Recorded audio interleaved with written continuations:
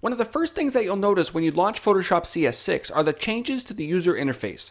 For years, users have asked for more customization, especially with the color scheme. Adobe has delivered, providing 4 color schemes for you to choose from. These new color choices can be accessed in Photoshop's Preferences. On the Mac, head up to the Photoshop menu, down to Preferences, and then Interface. On Windows, it's under the Edit menu, Preferences, and then Interface. Once you're in Photoshop's interface preferences, you can preview and choose any one of the 4 choices. I found that designing against a darker workspace allows me to focus more on the projects that I'm working on, but every user will have different taste. And just like on previous versions of Photoshop, you can separately change the canvas color by right-clicking anywhere outside your current document. In this release, you can choose from any one of the 4 basic colors, or you can bring up the color picker to set a custom color of your choice. Another UI change is the exclusion of the app bar, which was at the top of your workspace in Photoshop CS5. This bar contained buttons for bridge, document layouts, and screen modes. Personally, I felt like this bar was taking up a little bit too much space for buttons that weren't used very often. In Photoshop CS6, the screen mode button, which can also be triggered with the F key, has been moved to the bottom of the tools bar. The document layout feature has been placed under the window Arrange menu, and Mini Bridge has been nicely integrated at the bottom of your workspace. Double-clicking on the Mini Bridge tab will pop up a panel allowing you to browse your files and folders. Another panel that was added in this release is the Properties panel. This is an interesting addition to the UI. It's basically a dynamic panel that molds to the layer that you have selected. It's able to display mask properties, adjustment layers, and 3D elements. If you don't see your Properties panel visible, you can activate it under the Window menu at the top. Once it's up, you can leave it where it is or drag it anywhere on your workspace. So now, instead of having 3 panels taking up valuable space, you now have 1. As you select adjustment layers, masks, or 3D layers, the property panel will update to display the necessary adjustments. Moving down the workspace, the Layers panel has gotten a really nice update, which now includes layer filtering. When you're working on a document that contains layer after layer after layer, things tend to get messy.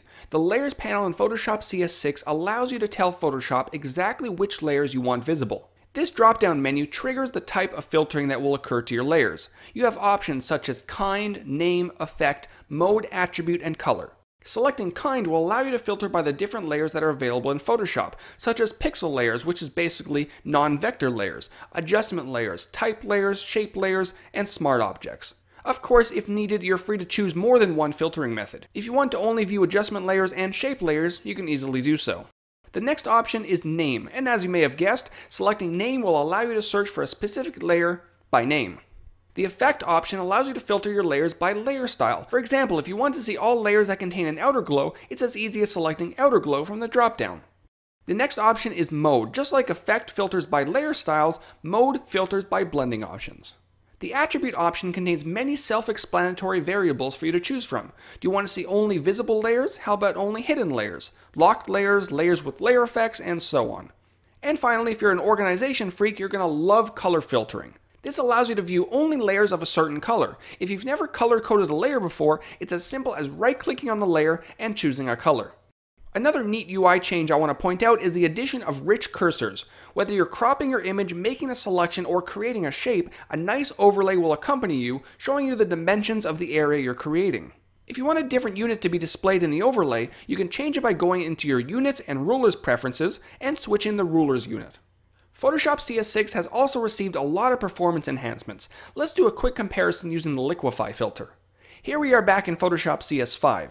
This image here is a 4000 by 4000 pixel image. It's pretty large. Adding the Liquify filter is a painful process. Once it's finally loaded, the changes that we make to the image are equally as painful. The response time is incredibly slow. Now hopping back over to Photoshop CS6, adding the Liquify filter is a much quicker process, and the response time when making changes is instant. On top of that, we can finally use brushes which are larger than 1500 pixels. The last thing I want to mention is that Photoshop CS6 now has background save, autosave, and auto recover. If you're working on a huge project, you no longer have to wait until Photoshop finishes saving before moving on to something else. It all happens in the background, but probably the most exciting is autosave and auto recover. If you head into your file handling preferences, you can tell Photoshop how often to save recovery information. Now this doesn't replace your original file. Instead, Photoshop stores this information in case Photoshop crashes. When you open up Photoshop after a crash, your file is going to be right there waiting for you. And those are a few interface and performance updates in Photoshop CS6. If you want to check out what else is new in Photoshop CS6, head over to iceflowstudios.com. Take care.